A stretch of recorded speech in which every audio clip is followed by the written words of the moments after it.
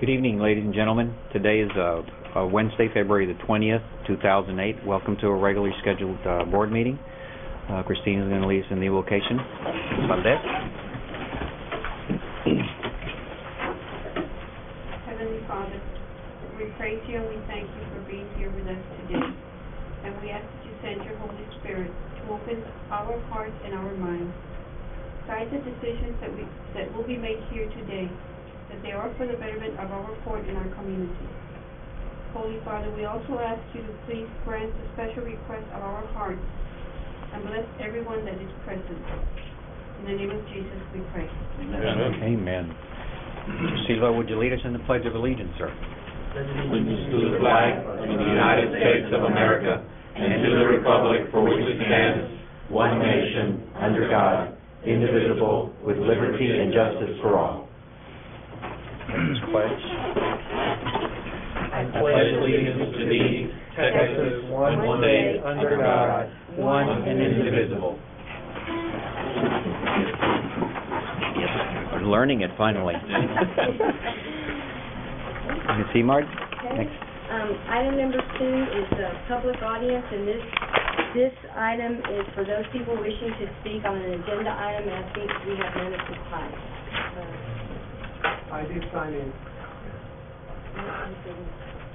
Well, it's not about an agenda item, so those would go to the end of the meeting. Okay. Mr. President, I think the leases is an item that it's not in a specific item, but it is for the lease. And it can be the new lease for one of the items that you're going to discuss. I did not place the item in there. I just put lease, but do you have some items that are on the lease? Yes, sir. Go ahead, Mr. Zifuentes, please. Address the audience, please.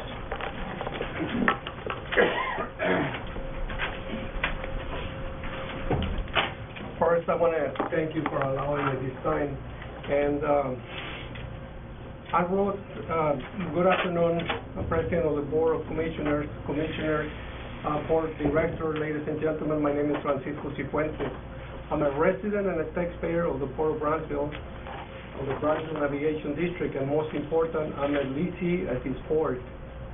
I'm addressing you today with the following concerns. And I have wrote quite a few concerns, but every time I write, it doesn't work out. So I really speak from my heart and from my mind. Today, I'm going to try to composure. I'm going to try to not to be angry, although I am very angry, to find out that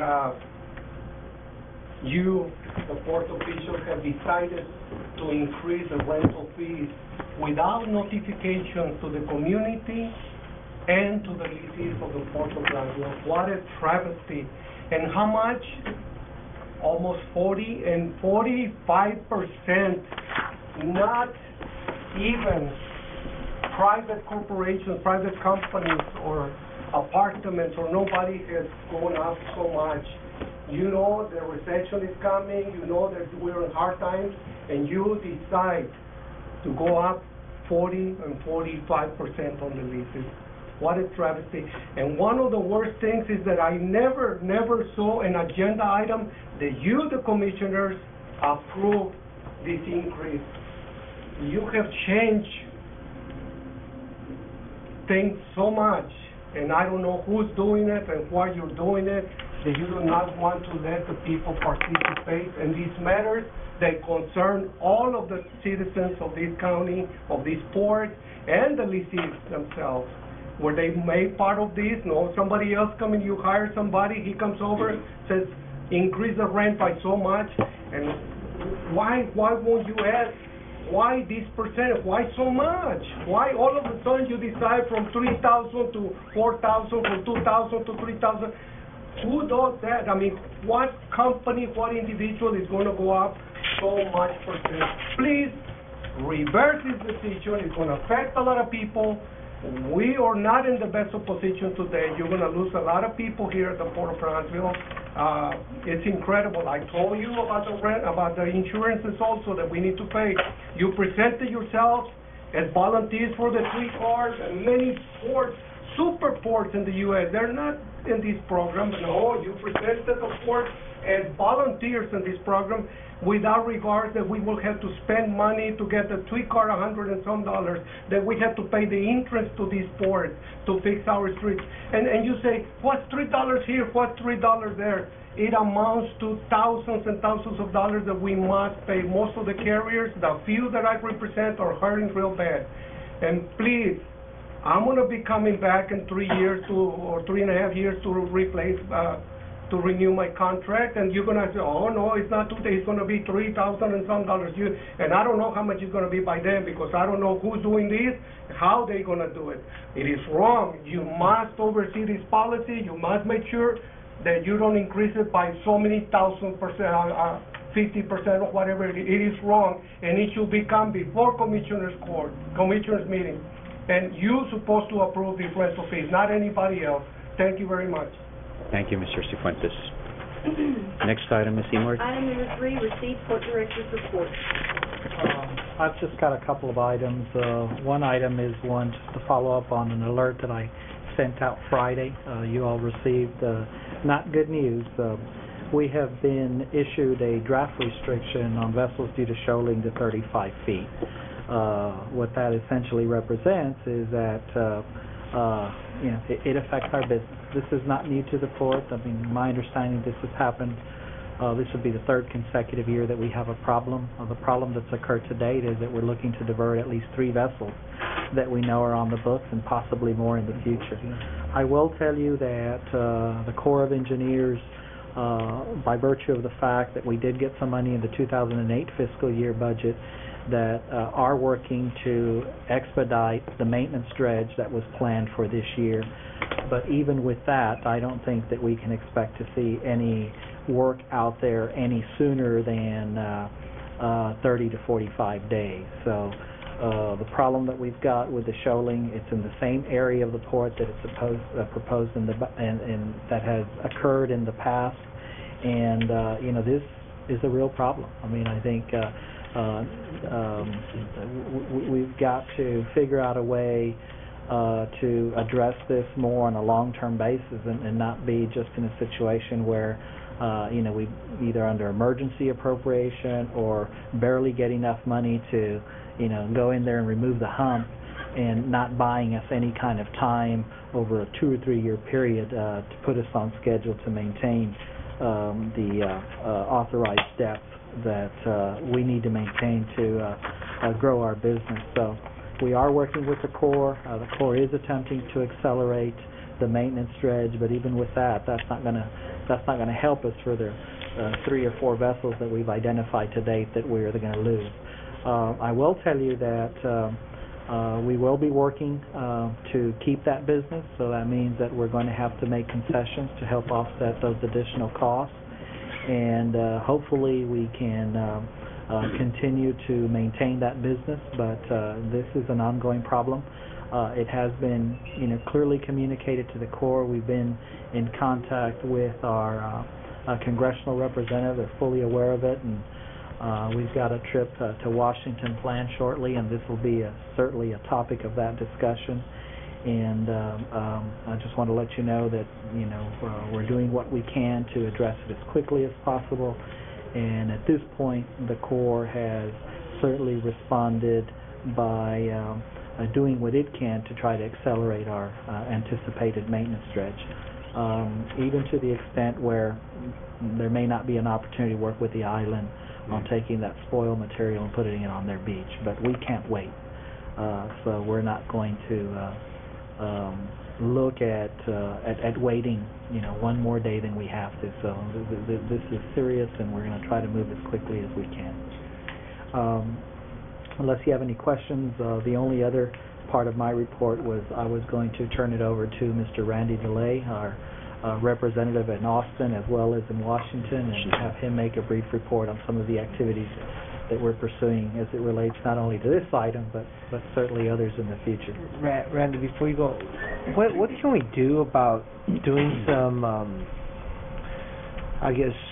identifying what can be done to prevent this from happening again? Because it's like you said, it's a recurring problem. There's a reason for it.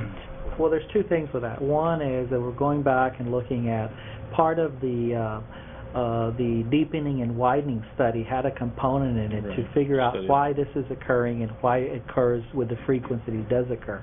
Now, we've just received the financial scoping meeting information, but that component to really look at it in depth and to do the analysis is not included in the preliminary phase.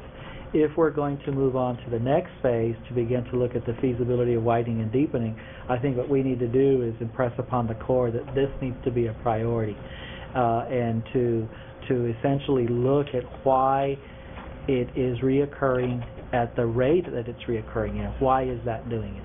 I think by Donna's accounts, we have essentially lost 6 feet of depth in 6 months at the same location. And so, yeah, it is in that scope of work to be done, but the Corps hasn't done. I think we need to accelerate having them to look at that specifically, in addition to looking at the other components of the deepening and widening. But I can't tell you, we can't tell you at this point, and I don't believe they can tell us at this point because they haven't really delved into it seriously. Yeah, they do. Thank you. Mr. DeLay? Chairman, Commissioners, thank you for this opportunity to address you. The Director wished for me to come to you and give you a report about public-private strategies and the firm that's been retained to represent the Port. I think first I need to, by way of clarification, a lot of times we're called lobbyists because we in fact do register at the state and the federal levels, but the firm itself is more than me. There's 6 employees, including myself, that are under your retainage agreement, and all of those, from time to time, depending upon the project, are involved. We not only lobby, but we consult. We do strategy planning, we do problem solving, and we do project management. When I talk about what I would like to do is just give you some of the recent accomplishments over the last year that we have accomplished with working with the Port, and then also just give you an outline of all the things that we are currently working on, and if there are any questions or anything, we can address those at that time. I won't go into a lot of detail on each one, or we'd be here for much too long. And when I say we, what I'm referring to in these efforts, because most of them are projects, is that the efforts or the successes are due to a comprehensive combined effort of a lot of people in this room, commissioners, the staff of the Port, policy makers, whether they be federal or state, elected and or bureaucracies or agencies, and their staffs as well, all enter into the results that we attain. So when I use that term we, that's what I'm referring to, all of those combined, as well as Glenn LeMunion, who is also involved in this project team as we work on the federal projects. First, it's kind of the first item I had was, of course, a year ago we were very successful in the shoaling and being able to, in a very urgent matter, produce some additional funds and produce dredges and to make exemptions on turtles and all the other things that go into effect to allow us to reach a quick solution in the shoaling a year ago.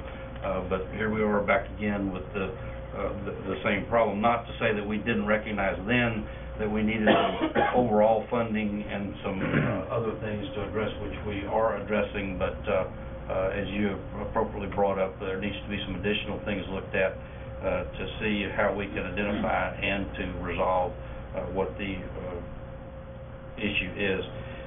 WRDA, since my last report, we've had a WRDA Water Resources Development Act bill come out, of which we have maintained our deepening project in that WRDA in the early stages of the report.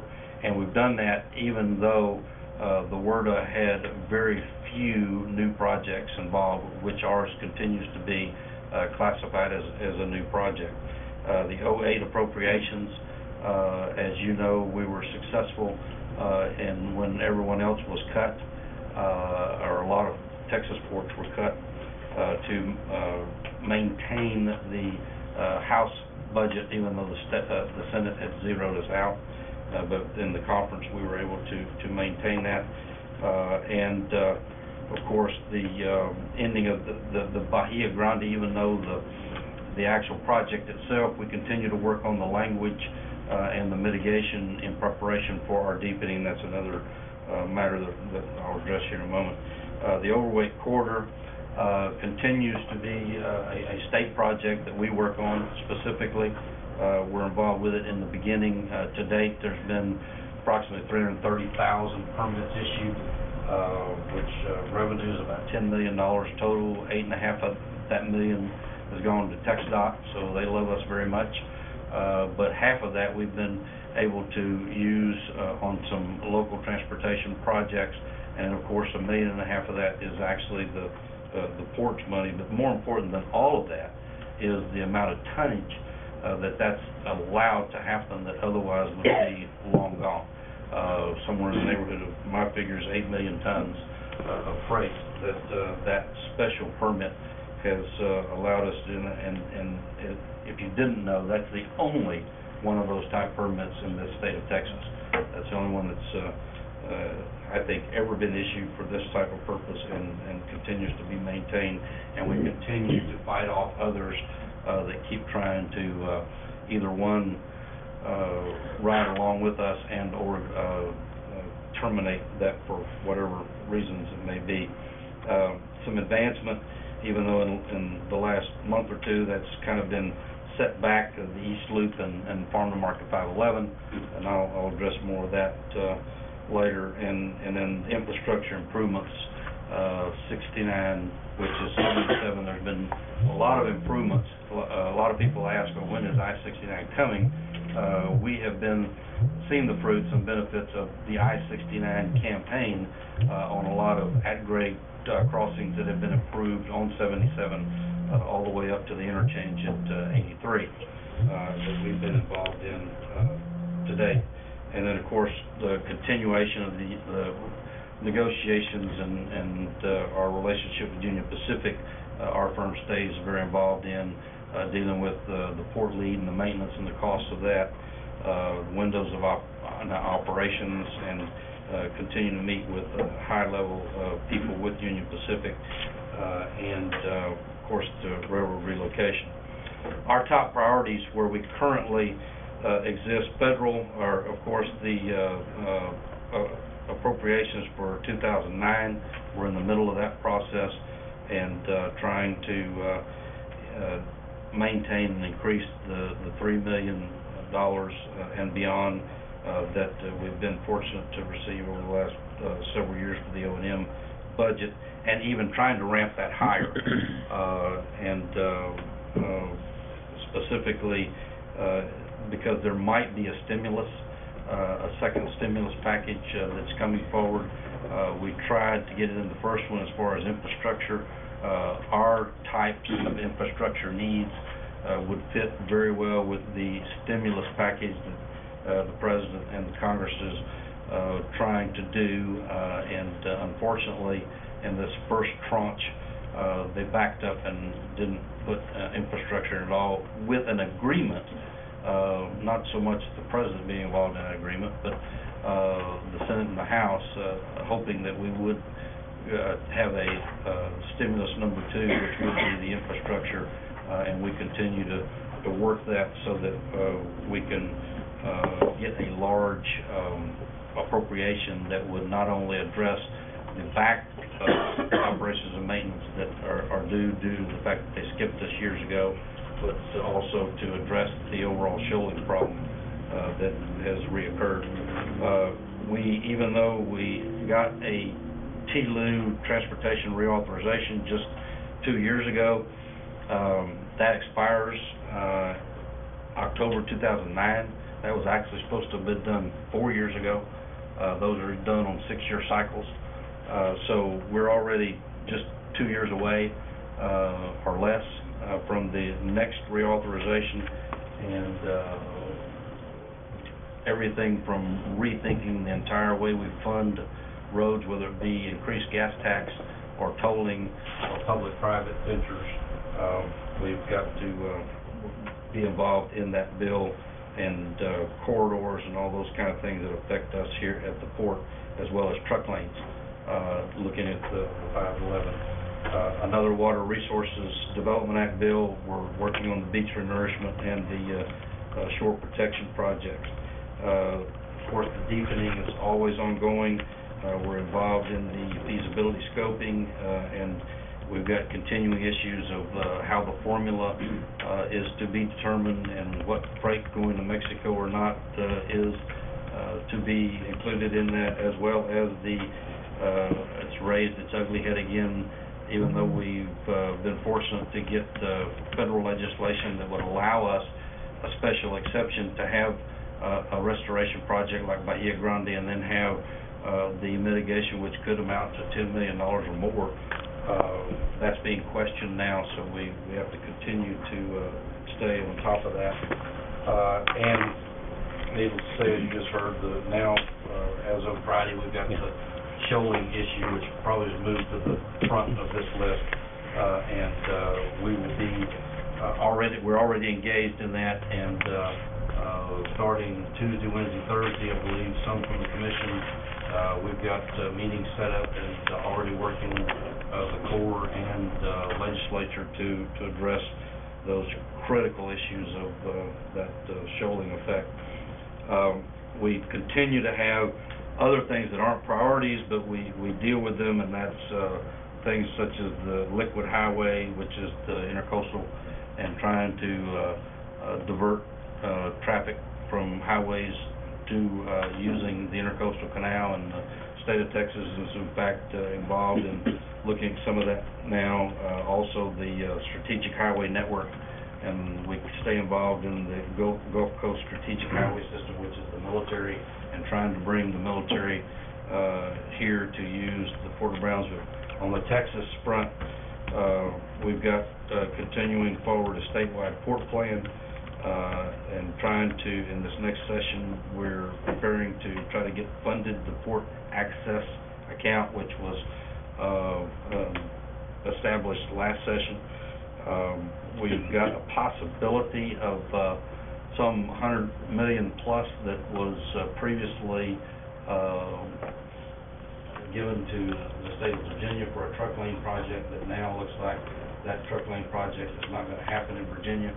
So we've identified that $100 million as a possibility to go after for 511, and that feeds into TxDOT as well. And Amadeo has given his okay to look into that to see if we might be able to access the USDOT to reapply, since that may the reasons for that may be falling through in Virginia.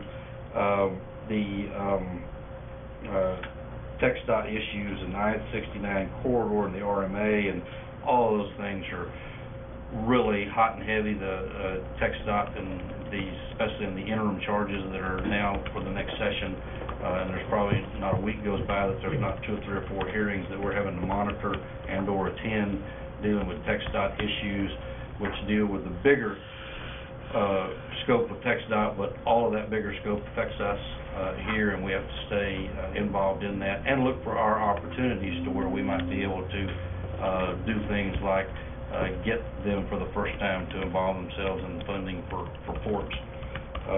And of course, the overweight corridor terminates very soon, and so that will be in our next legislative session. Probably the #1 priority for the state is to get that corridor, the overweight permit legislation extended, so that we can keep that alive. And I already brought up about the interim charges. Some other indirect things that we stay involved in is the short sea shipping services, and we've got on federal level harbor maintenance tax issues on cargoes. There's 3 bills in the House currently that we're working, some for, some against. There's another bill that was introduced by the chairman of the committee that sets up a loan fund for construction, reconstruction, or reconditioning of vessels to be used in the short sea shipping project. Say that real fast for time, please. Trouble. There is infrastructure fee legislation that we have mixed emotions about. That is basically putting a tax on cargo that would be used for infrastructure improvements. In one case you say, yes, we like that, but yet being where we're located, that puts us in a problem with other countries that don't pay that, and that being in close proximity to us, that presents a special issue for us, and so we need to make sure that if that goes forward, there is language that would possibly exempt us and or do something else that would definitely benefit us and not hurt us, which as currently is written, it would. We stay involved in the port trade study that's being done by Wilbur Smith on a federal level that's documenting current freight corridors in Mexico and identifying their efficient corridors, and needless to say, trying to steer them this way. And we continue to work on future site visits by key policymakers. For example, and also we're involved in the Federal Railroad event that's coming up in September, and be doing some services and assisting in that regard. And that's the highlights of what we do and been doing. Very good report, Mr. Blake.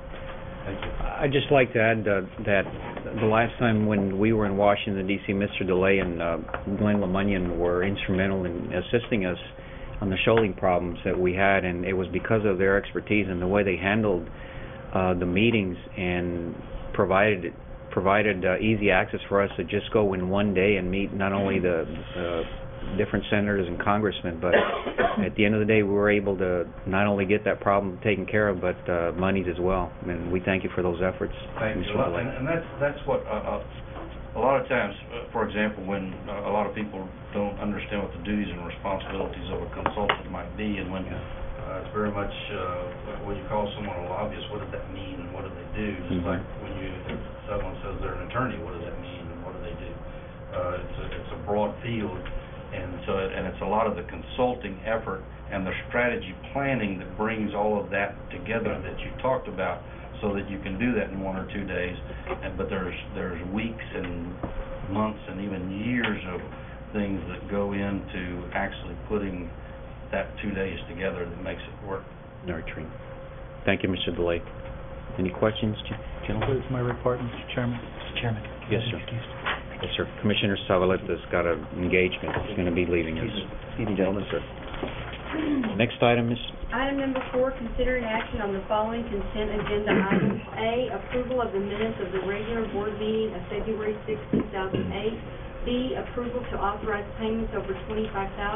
Item 1, Blue Cross Blue Shield of Texas monthly premium for employee-dependent health insurance due March 2008 in the amount of $46,910.50. Item 2, City Capital monthly lease rental payment for the mobile harbor crane due March 2008 in the amount of $28,564.75. Item C, approval of the following leases. Item 1, Trans-Montane Operating Company amendment. Item 2, Rosa I. Razzo doing business as Doris Cafe, new lease. Item 3, Luis or Araceli Lopez release. I'll make a motion. Second. Mr. Chairman. Yes, ma'am. I'd like to table item 4C, 2, and 3. All right. I'll amend it. 4C, 2, and 3. I'll make a motion. Second. Okay. All those in favor? Aye. Opposed? Motion carries. Item number 5, consider an act on acceptance of Port of Brownsville Matamoros International Bridge feasibility study. Mr. Chairman, members Yes, sir. of the commission, this is the conclusion of the engagement of Suma Sinergia to undertake a feasibility study for the feasibility of doing a truck bridge in the state of Tamaulipas. Mr. Ernesto Silva is here and will present the report. This does constitute the report as being final. Any action on behalf of the Commission would simply be to acknowledge completion of the report and accept it. There are some recommendations in the report as to next step, and that's probably where we need to go. So unless there's any questions, I would suggest that we go ahead and ask Mr. Silva to present the highlights in the report. Go ahead.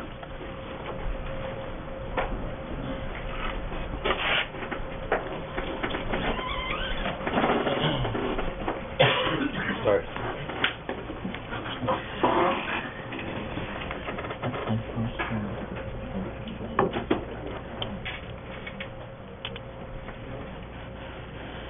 Thank you, Mr. Chairman, Commissioners. For the record, my name is Ernesto Silva. I'll be presenting the report for Mr. Juan Carlos Espinosa, who is the actual gentleman who did the study in Mexico with the firm of Suma Sinergia. I want to thank you all for giving us the opportunity to serve you and provide you this study.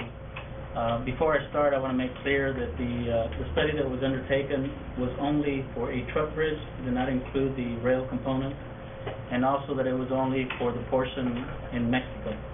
And that is what was asked for us to take a look at. I served as a project coordinator for the study, and Suma Sinergia was the actual consultant that undertook the study. Just quickly, these are the contents in the report itself.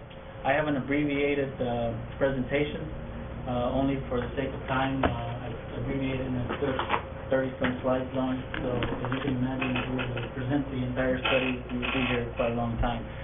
But we're going to talk about the project location, project conceptual description, project context, the socioeconomic appraisal, the financial appraisal, the impact on the Port of Altamira, and also the next steps to go forward.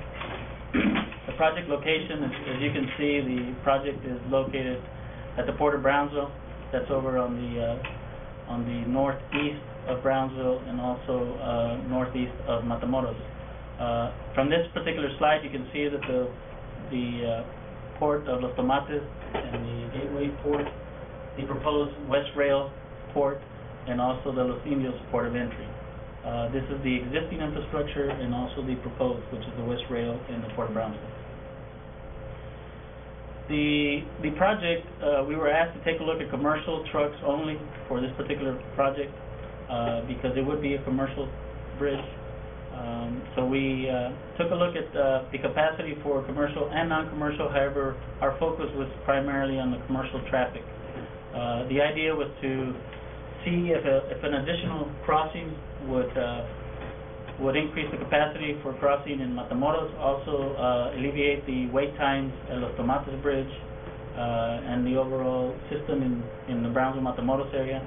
If it would reduce vehicle pollutants and emissions, reduce the conflict with passenger vehicles along with commercial vehicles primarily at the Los Tomates Bridge, and also if it would make Matamoros more attractive for industry to relocate to this area.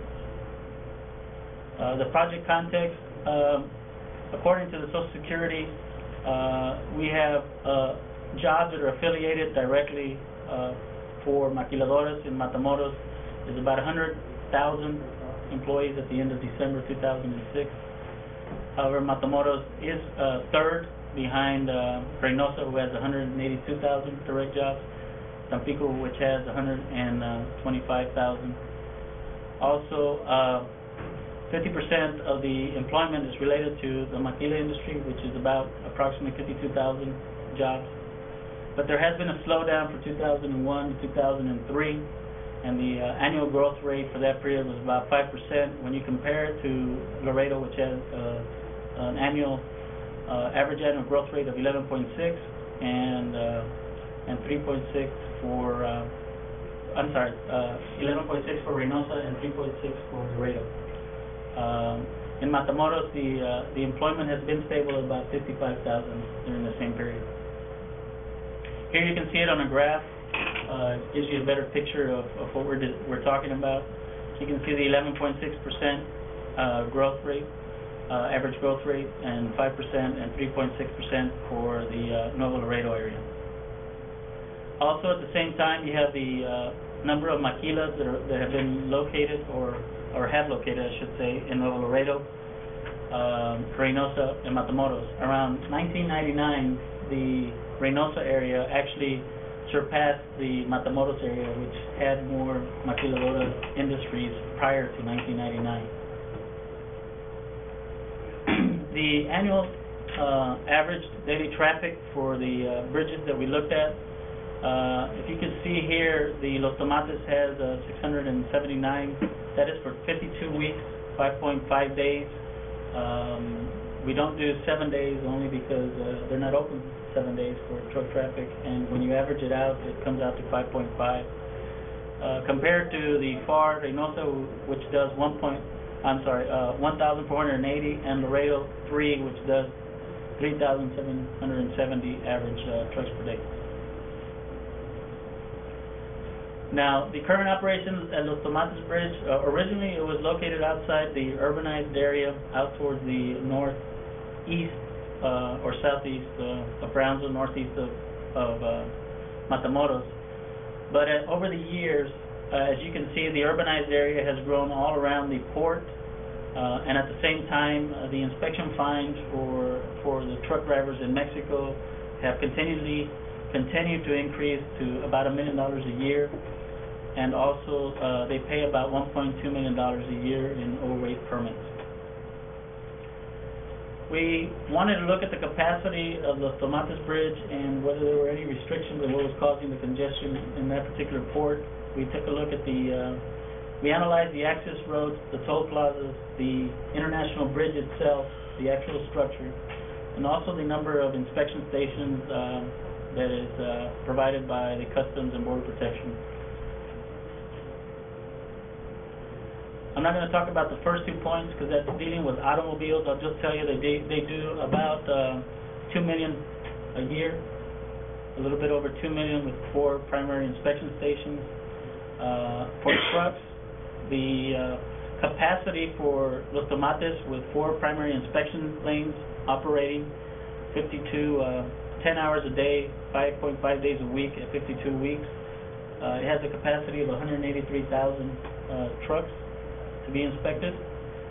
Presently, in 2006, Los Tomates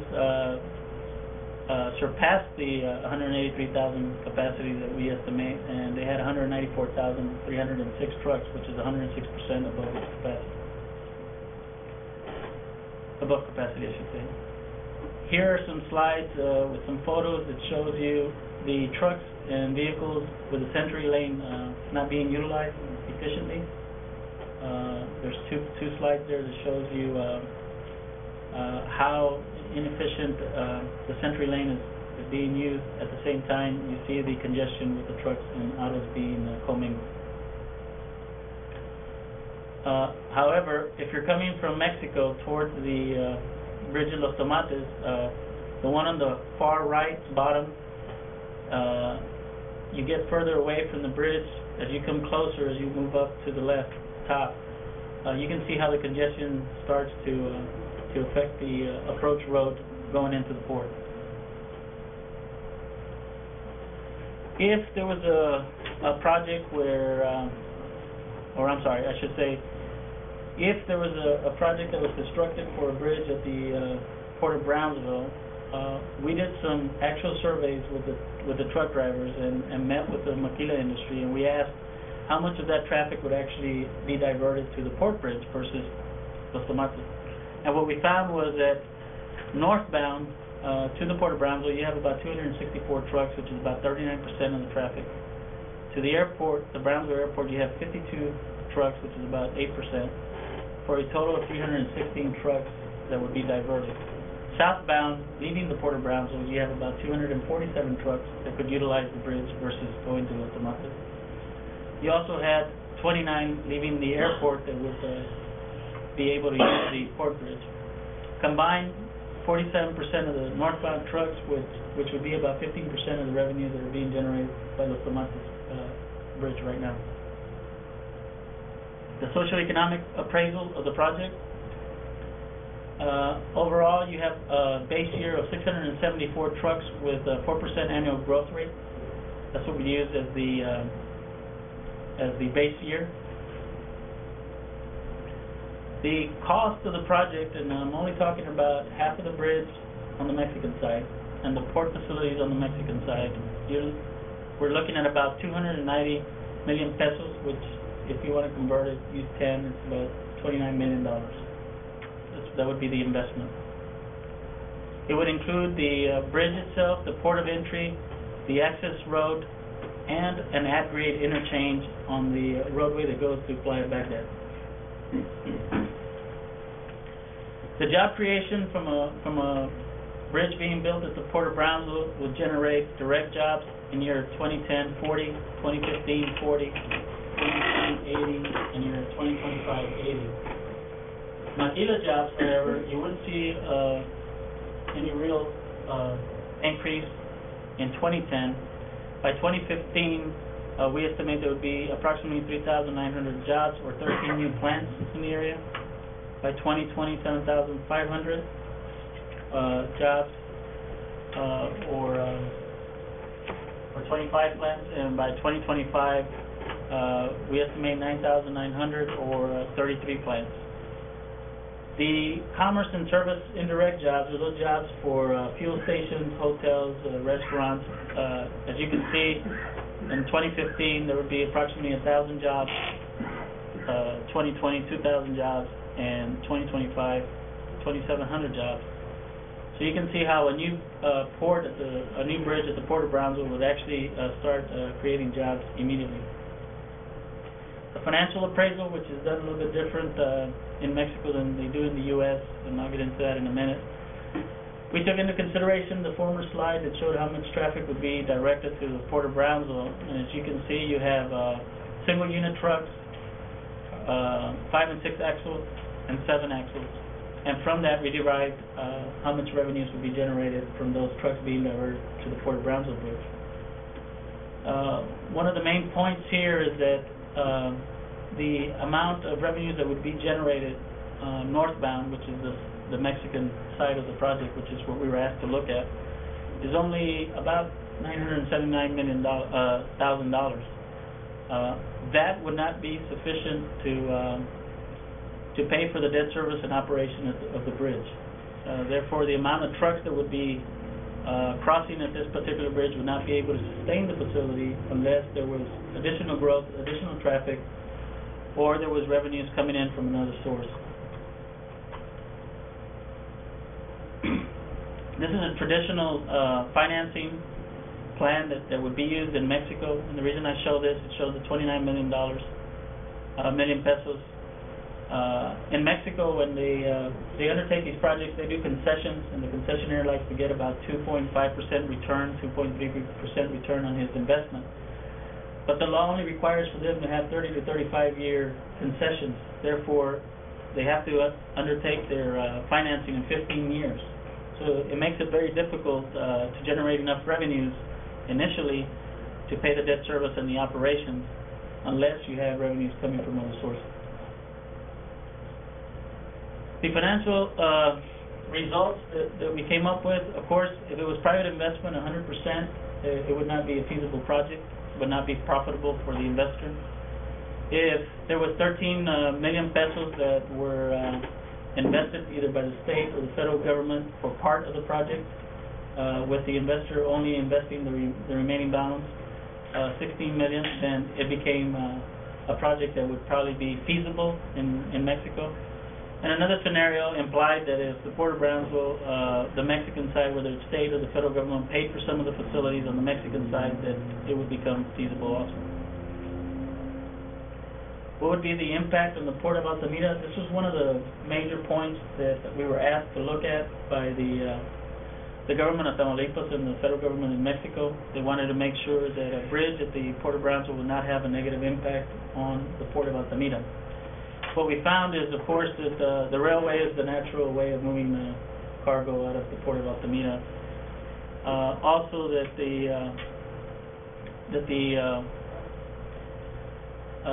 this particular project at the Port of Brownsville, the rail project, when we met with the state of Tamaulipas and the federal officials, did not have support for the rail project. And more importantly, what we found was that only 5% of the cargo that's being handled by Altamira is in direct competition with the Port of Brownsville. This is the existing railroad system in Mexico. So if you look down on the right-hand corner, you will see the Port of Altamira and Tampico. Presently, there are 2 rail lines that go to Monterrey, which is their primary user of their facilities, those industries there. And of course, you see the one from Kansas City Southern going to the Port of Brownsville. The annual average growth rate for the Port of Altamira has been 9.6%. That includes pipe, rail, and truck. The Altamira cargo, which is a total of 10 million metric tons, is separated by general cargo and containers. The containers would not be in direct competition, or the Port of Brownsville would not be in direct competition for that particular cargo. However, for general cargo, there would be a direct competition between Altamira and the Port of Brownsville. 417, about 400,000 metric tons goes to other destinations other than the border area. The rest goes to Tamaulipas, Coahuila, and Nuevo León, which is about 1.2. And of that, 500,000 goes to other destinations in Tamaulipas that are not along the border. And what would be left, 758,000, is the actual cargo that there would be the potential for the port to compete with. However, when you take the rail cargo out, which is about 151,000, that only leaves 606,000 for truck. Out of that 606,000, only 5% of that would actually be a potential client for the port. So as you can see, it would be a very small percentage and a very small amount of cargo that the port would be competing with Altamira. Now, let me ask, that slide indicates that 5% of the total cargo could be diverted from Altamira, so it's 600,000 tons, not 5% of the 600,000. Okay. Now, the Port of Brownsville loaded rail cars, here are the by year, the crossings by year and month of the rail cars by the Port of Brownsville. As you can see, there is a capacity issue with the capacity at the B&M International Rail Crossing of about 3,800 más o menos. What we also found, originally when we started the study, we thought that there was a lot of trucks leaving the Matamoros Brownsville to go to Monterrey, and what we found was that there wasn't as many trucks as we thought. There's more going between Matamoros and Brownsville, and very few going between Matamoros and Monterrey. And this is coming directly from the surveys that we did with the truck drivers and some of the industries. Now, would it make a difference if there was a bridge at the Port of Brownsville? Would they take this route, or would they go to Altamira? And the answer was definitely no. There are other factors that are in consideration here, facilities that have been built, logistics between the industries that do business with Altamira, contracts, and to save 30 to 45 minutes is not worth it to them to use an alternative route, and we're talking about trucks here. What we did find, interviewing with the Port of Altamira and also in Monterrey, was that the Port of Brownsville has lost some of its cargo to the Port of Altamira, primarily steel. And again, that only 5% of that total cargo would be disputed, which is 600,000 tons. And that the bridge project would make a significant impact on the way the logistic links are presently. Go ahead. So what would be the next steps following the results of the study? Well, the next steps would be to present the full study, not the abbreviated study, but present the full study along with our findings to the governor of Tamaulipas, along with his staff, and find out what the position of the federal government, of the state government is prior to the state government going and presenting any project to the federal government. Basically, This concludes the presentation. I don't know if there's any questions.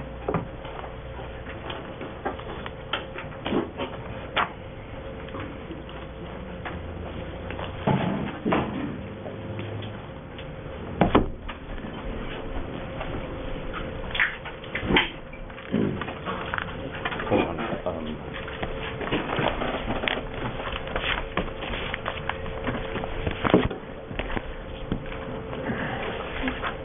Mr. Moss.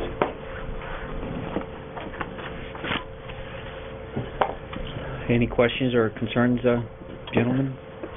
Commissioner? I just want to say thank you for your hard work. I think we thought this was going to be a task that was going to be much quicker and easier than it was, and I think you've done a great job for us, and I appreciate it. And I just want to thank you personally. I want to also thank the other consultants. I always say the name wrong, but there we go. And just thank you very much. And even if nobody has any other comments, I want to just go ahead and accept the feasibility study as is. Second.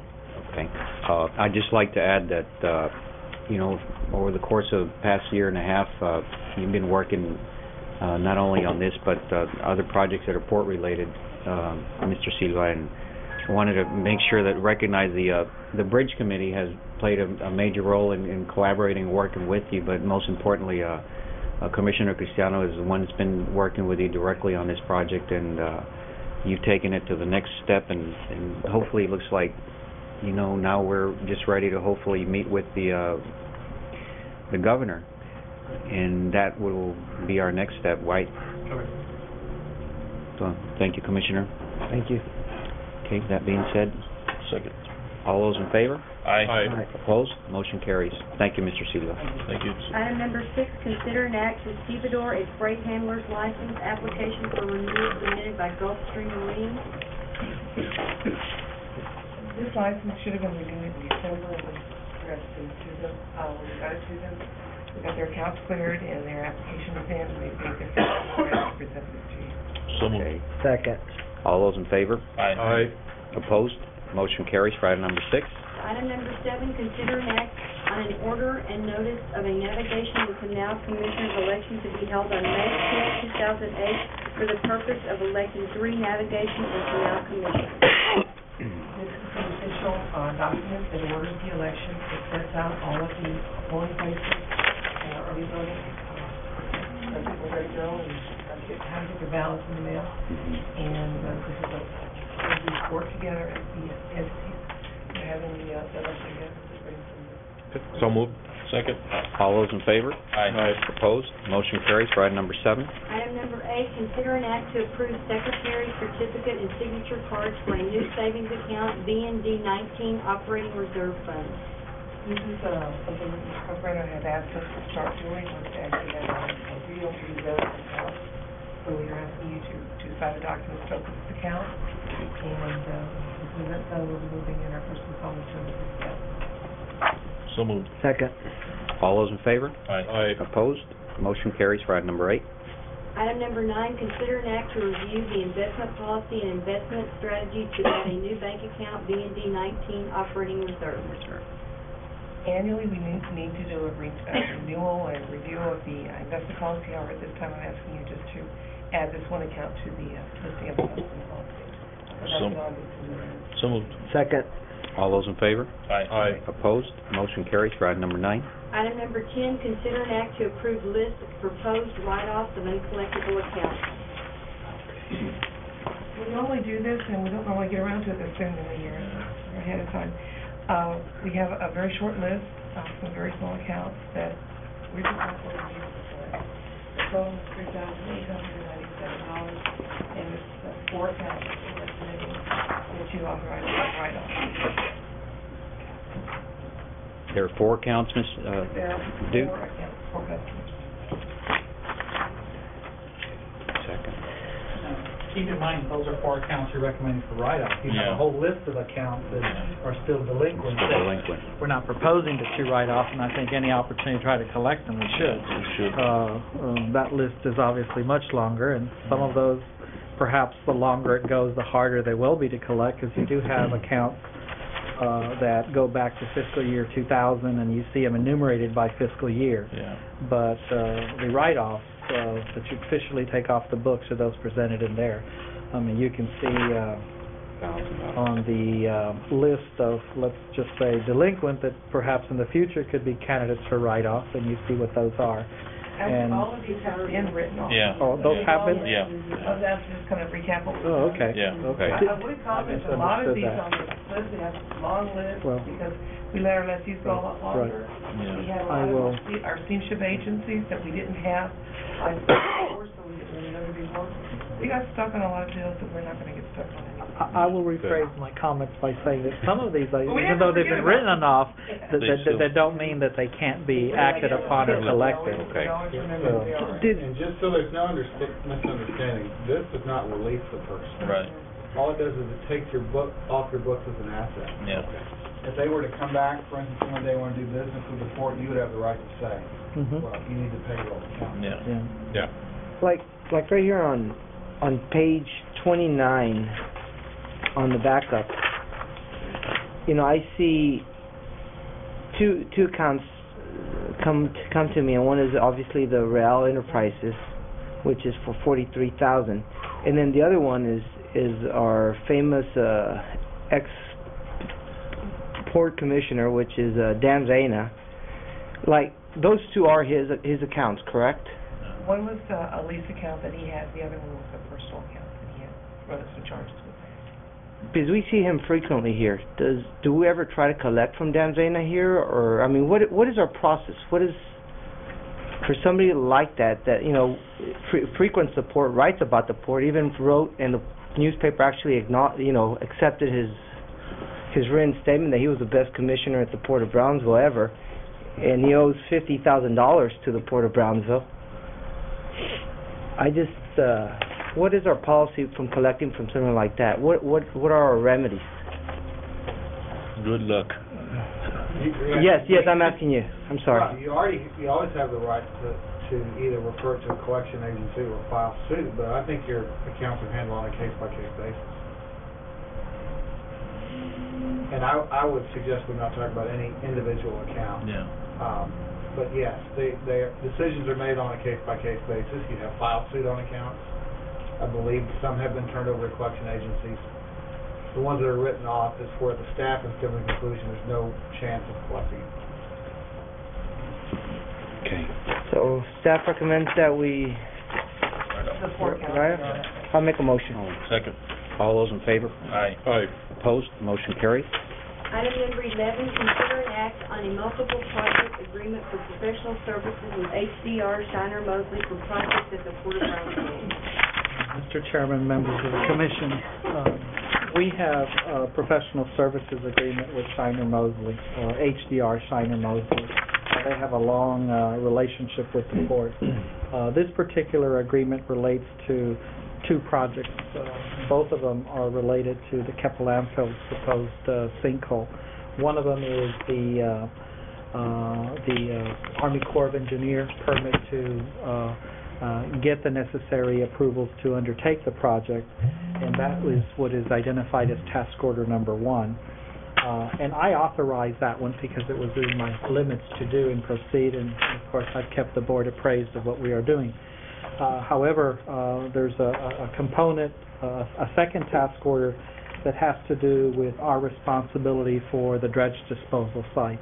And because of the amount that's proposed for the second task order, that exceeds my authority to engage their services to do this. So what I am asking you to do is, in effect, approve the professional services agreement as it relates to both task order number 1 and to allow us to proceed to do the work that is necessary for the disposal of the material under task order number 2. And I will say that the way this agreement is written is that if we have other specific jobs that are related to port facilities, then we would come back and present another task order that may relate to other specific port projects. But for the purposes of proceeding with the proposed project at Keppel landfills, we do need to move on both the proposal as presented, including both task order 1 and 2. So moved. Second. Does Amphils feel okay with Shiner Mosley? They have handled all of the permitting issues for Amphils in the past. They Okay. were essentially the firm that represented the port in the original permit application, and I don't think they have any issues. I think their issues is attempting to expedite this as quickly as possible. Okay. Good. Thank you. We have a motion on the table by Commissioner De Los Santos and seconded by Commissioner Cristiano for item 11. All those in favor? Aye. Opposed? Motion carries. Item number 12, adjourn into executive session. Okay. Right. So moved. Anything, Bert? It's now 6:35. Oh, we... I have nothing, but perhaps... I have a couple Mr. of... Campino. Okay. Just very quickly. Okay. I'll make Okay. a motion. All those in favor? Aye. Opposed? Motion carries. We now adjourn into executive session. Thank you.